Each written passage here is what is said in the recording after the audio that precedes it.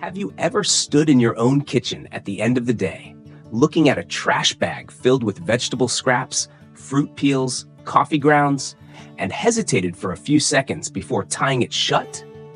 You already know what will happen next.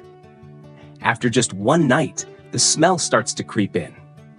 A few days later, that bag becomes a burden for your home, for the garbage truck outside, and for the environment our children are growing up in.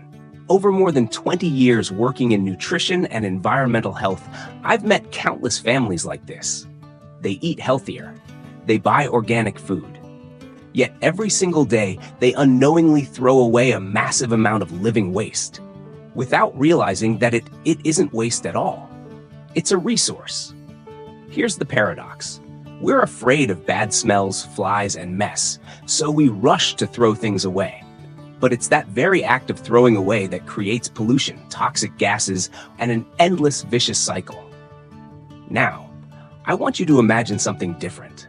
Those very things you call trash, when handled the right way, can turn into rich soil, nourish a small garden, and complete a sustainable cycle right inside your own home. Understand it right to do it right. The story of waste, soil, and nature's smart systems. Carbon and nitrogen balance, the true soul of compost. I once had a friend who was deeply committed to living green. Every day, he collected all his kitchen scraps, tossed them into a bin, sealed the lid tightly, and waited for a miracle. 2 weeks later, when he opened the lid, the smell was so overpowering that he gave up entirely. He asked me, "Is composting at home just naturally dirty and difficult?" My answer was simple: no. You just forgot the most essential principle, the balance between carbon and nitrogen.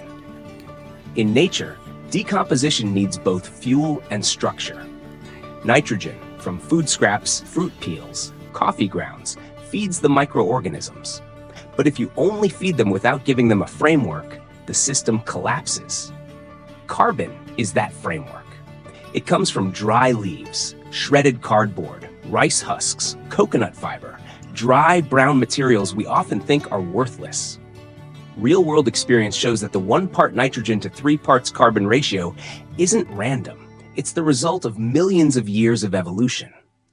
Too little carbon, and the pile becomes wet, compacted, smelly, and full of flies. Too little nitrogen, and the pile goes cold. The microbes starve, and decomposition nearly stops. Composting isn't about throwing everything together and hoping for the best. It's about creating balance. Preparing the compost bin. Compost needs to breathe. Have you noticed that every living thing needs oxygen? The microorganisms in compost are no different. Yet beginners often make the same mistake. They use airtight containers with no holes, thinking, if I seal it, it won't smell. Ironically, that suffocation is exactly what creates the smell. Without oxygen, waste doesn't decompose, it rots. That process produces strong odors, attracts pests, and worse, releases methane, a greenhouse gas far more powerful than CO2. I like to think of a compost bin as a pair of lungs. It needs to breathe in and out constantly. Air holes shouldn't just be at the bottom. They should be spread around the sides so air can circulate evenly. That's when aerobic microbes thrive. Heat builds up enough to kill pathogens, and bad odors nearly disappear. A small design change, a completely different result. Layering correctly, building a home for microbial workers. Think like an architect. You wouldn't build a house by dumping all materials into one messy pile. Microorganisms need structure too. Large food scraps break down slowly. Simply chopping them smaller increases surface area dramatically, helping microbes work faster and more evenly. Layering isn't a rigid ritual, it's natural support. At the bottom, coconut fiber or absorbent material to manage moisture. A thin layer of soil to introduce native microbes. A carbon layer, dry leaves, shredded cardboard, husks. A nitrogen layer, kitchen scraps. On top, soil or finished compost. That top layer acts like a blanket, holding heat, blocking odors, and keeping flies away from fresh scraps. From a biological perspective, this is a self-organizing system. Seen through a modern lens, microbes are like biological AI.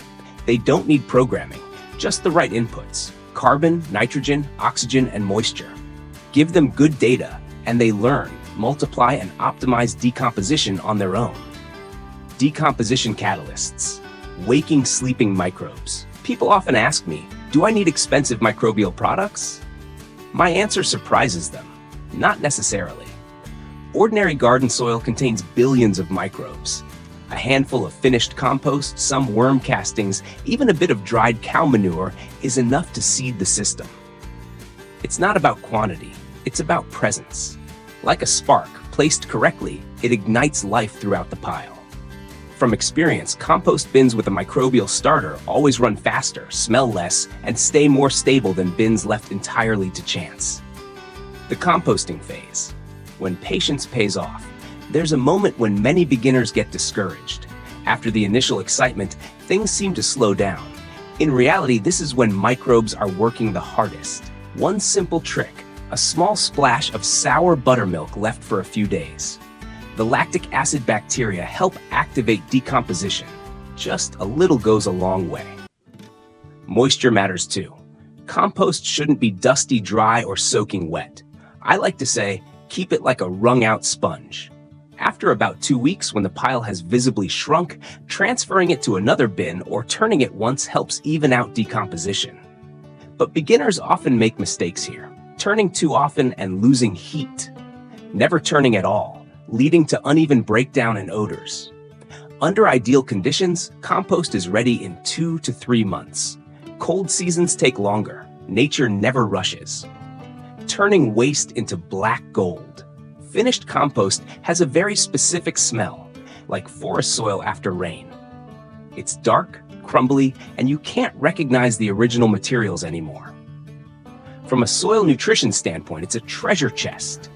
Nitrogen, phosphorus, potassium, and trace minerals like iron, zinc, and magnesium are all present in plant-available forms. Before storage, let it dry lightly in the sun for a few hours to remove excess moisture. It's safe for leafy greens, fruit trees, and even small potted plants on a balcony. Every time I fertilize plants with compost made from my own kitchen waste, I feel something special. Not just gardening, but completing a living cycle. Compost and green thinking in the age of AI. We live in an era of artificial intelligence, automation, and big data. Yet the deeper we go into technology, the more I believe we need to relearn from systems that have existed for millions of years. Nature. Composting isn't just gardening.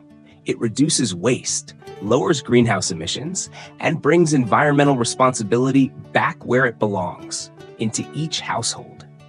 AI can optimize production, but it can't replace our connection to the soil. Compost is one of humanity's oldest, smartest, and most sustainable biotechnologies. If we slow down, observe, and do it right. If you've listened this far, I believe you're already seeing household waste differently. Composting isn't a fancy gardening trend. It's a small daily habit, and when repeated, it quietly changes everything.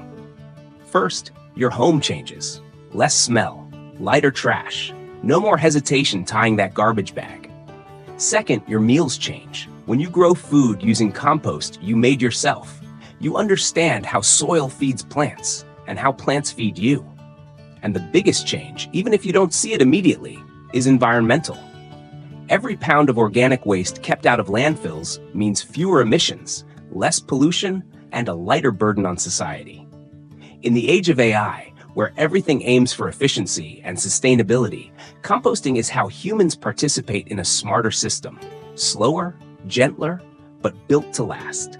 If you found this useful, consider it an invitation. Subscribe to the Compost channel, not just to watch, but to build small, kind habits together. For the soil, for the environment, and for our shared future.